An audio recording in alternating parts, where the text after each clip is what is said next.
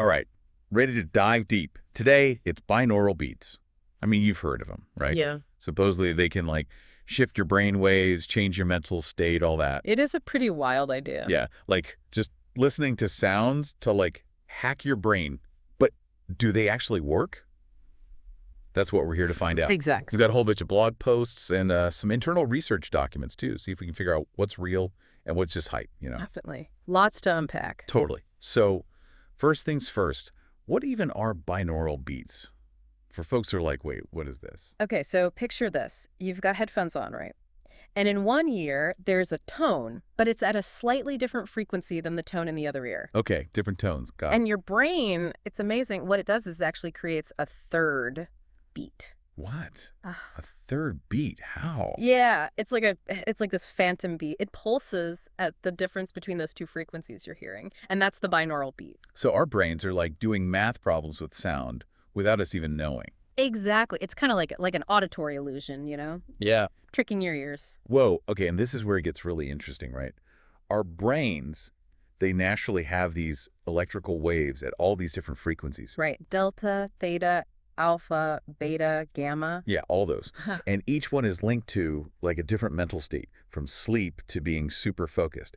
And what these sources say is that binaural beats, they can actually kind of nudge our brain waves to a specific frequency. Yeah. It's like you can influence your mental state with sound. That's mind-blowing. It is.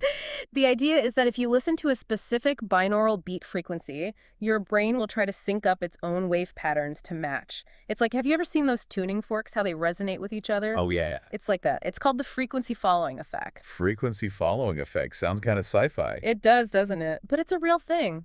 Think of it like, imagine a room full of clocks, those old pendulum clocks. They're all swinging at different speeds, right? I had lots of clocks, different speeds. Now, you put one big pendulum in there, swinging at a specific rhythm, and over time, all the little pendulums, they start to sync up to the big one. Whoa, they all start swinging together. Yeah.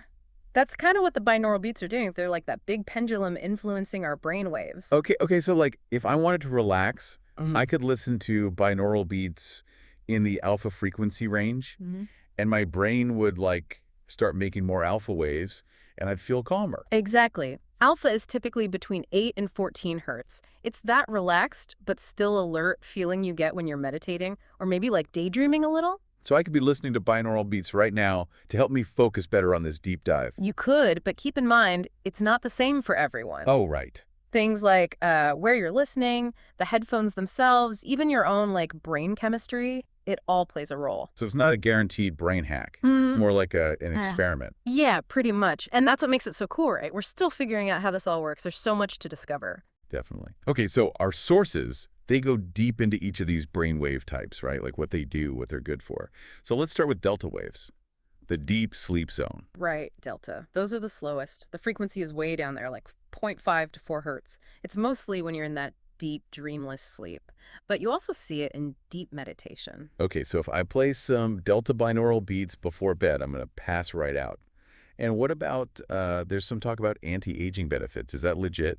Well, some sources say delta binaural beats might help you fall asleep faster and sleep more soundly. The anti-aging stuff, that's a bit more, we need more research on that. So maybe not a fountain of youth, but better sleep. I'm listening. Yeah. All right, what's next in our brainwave tour? Moving on up, we've got theta. That's 4 to 8 hertz. Theta is like the gateway to creativity, intuition, those moments where you're like, aha, I got it. Oh, theta. Yeah, I've heard of that one. It's supposed to be good for meditation and unlocking your creativity, right? It is.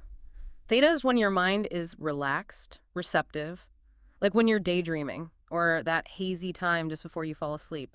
Some research even says binaural beats in the theta range can actually boost creativity.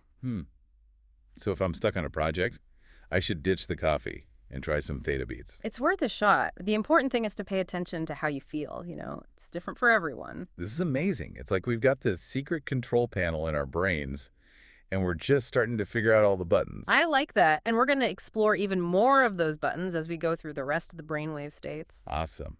But before we get to that, there's something super important about binaural beats that we need to talk about. Yeah, you need stereo headphones. They're key. Ooh, a cliffhanger. Why are they so important? Tell me. We'll get into that and dive into the rest of those brainwave states and what they do after a quick break. Stay with us. Okay, we're back. And I gotta know, you were saying stereo headphones are super important for binaural beats. Why is that?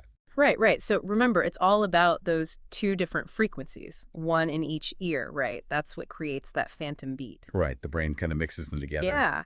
And without stereo headphones, those two frequencies, they would just blend together. You wouldn't get that separate sound in each ear. No binaural beat. Ah, okay. So it's like it has to be that specific setup to trick the brain. Exactly. It's all about the illusion, tricking those ears into hearing something that isn't really there. Cool. Okay, so we were talking about brainwave types. We Ah. did delta for sleep and theta for creativity. What's next? All right, moving up the frequency ladder, we're getting to alpha. Alpha. That's the like relaxed focus one, right? That's it. It's like you're alert, engaged, but also super calm. Yeah, like in the zone, everything's flowing. Our sources were saying it's good for productivity and like de-stressing. Yeah, all that. It's typically between 8 and 14 hertz, that frequency range. It's that relaxed alertness, you know? Like you can concentrate, but you're not feeling all stressed out about it.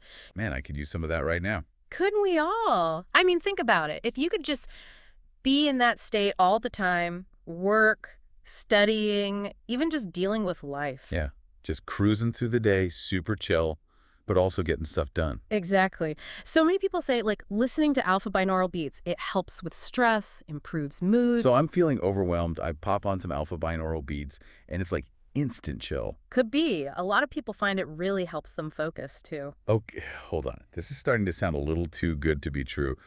Are we sure there aren't any, like, downsides to this? Well, you got to be realistic, right? Yeah. It's not magic. It's not going to solve all your problems. And like we were saying before, everyone's different. True, true. Okay, so what about, like, the people who actually like a little intensity? Is there a brainwave for them? Oh, absolutely. That's where beta comes in. Beta, like beta testing. Not quite. Beta waves are faster. They're up in the 13 to 30 hertz range. It's when your brain's ready for action. Okay, so this is like high energy, getting stuff done, focus mode. Yeah. You're alert. You're paying attention. It's like the opposite of zoning out. So if I'm working on something tough or I have a deadline coming up, beta binaural beats would be the way to go. They could definitely help. Some studies show it can improve reaction time, boost your cognitive performance. So I could be like faster, sharper, more focused. Sign me up. Are there any like catches? Well, I gotta remember, beta's stimulating too much, and you could get anxious, restless, even have trouble sleeping. Ah, so it's like anything else, moderation, right? Exactly. You want to find that balance where you're energized but not totally stressed out. Makes sense. Hmm. So we've gone from delta, the sleep zone, all the way up to beta, the action zone. What's left? One more to go. The top of the mountain, gamma waves. Ooh, gamma. Sounds intense. It is. It's the fastest of all the brainwaves, 30 to 50 hertz. This is peak performance. Peak performance, like what does that even feel like? Think like hyper awareness, intense focus, those aha moments where everything just clicks. So this is the one for like solving those really complex problems. Yeah, or if you need a big creativity boost, it's like all the different parts of your brain all firing at the same time, super connected. So gamma binaural beats, they could help me tap into that. That's the idea. Some researchers think it can improve memory, make those creative breakthroughs happen. This is incredible. It's like we really do have this sonic toolkit for our brains. Delta for sleep, theta for creativity, alpha for focus, beta for energy, gamma for peak performance. It's amazing, isn't it? And who knows what else we'll discover as we learn more. All right, so let's say I'm ready to try these binaural beats out. Where do I even start? That's a great question. And it leads us to a really important point. We got to talk about using binaural beats responsibly. Oh, okay, safety first. What do we need to know? We'll cover all that right after the break. Stay with us. Okay, we're back, and I'm ready to hear all about this responsible binaural beats thing. Yeah, it's important, right? I mean, they're generally safe for most people. Right, but I'm guessing there are some, like, guidelines, things to watch out for. Absolutely. First thing, and this is super important, they're not a replacement for, like, actual medical advice. Okay, yeah, that makes sense. So if you have a health concern. Exactly. Right. Especially if it's something like, hearing problems, epilepsy, any kind of mental health stuff. Definitely talk to a doctor first. Yeah, always. Binaural beats, they can be a great tool, but they're not like a magic cure. Right, they're not going to solve everything. Nope. It's all about, taking care of your health overall, and maybe binaural beats can be a part of that. Okay, so alongside that, Are there any specific things to be careful about when you're actually using binaural beats? For sure. Volume's a big one. Oh yeah, makes sense. Too loud? Exactly. Just like with any sound, you crank it up too high, you can hurt your ears. So no blasting those beta beats to get super focused. What's a good volume level then? Just keep it comfortable, where you can hear the beats clearly, but it's not, like, hurting your ears. All right, easy enough. Volume control, check. What else? Think about where you're getting your binaural beats from. There's a ton of stuff out there, online, apps, but the quality's not always great. So some of them might not even work right. Yeah, some of them could be using, like, the wrong frequencies, or just be poorly made, Yeah. and that could, make it less effective. Or just sound bad. Yeah. So how do you find the good ones? Any tips? Research is always good. Read reviews before you download something or subscribe to a program. Yeah, good idea. Look for producers who, like, they tell you the frequencies they're using and people are saying good things about them. There's also online forums and communities, people who are really into binaural beats. They can give you recommendations. Oh, cool. So it's kind of like anything else. You got to find what works for you. Yeah. Right? Like one person might love a certain app for sleep, but it does nothing for me. Totally. It's all about experimentation. Oh, and it's also worth mentioning, there's some times when you probably shouldn't use binaural beats. Oh, okay. Like when... If you have epilepsy or you've had seizures in the past, it's best to avoid them. Got it. The pulses, the rhythms, they can trigger seizures in some people. Makes sense. Anything else? Yeah. Don't use them while you're driving Oh, right. Yeah. or operating machinery. It's all about focus, right? And binaural beats, they can change your mental state, so you don't want to be doing something that requires, like, super sharp attention. Definitely not. Better to use them when you can just relax and focus on the experience. Exactly. At the end of the day, binaural beats, they can be really cool, for exploring different states of mind, maybe even improving your well-being. But you got to use them responsibly. Be smart about it. Absolutely. Be aware of your limits. Pay attention to how you're feeling.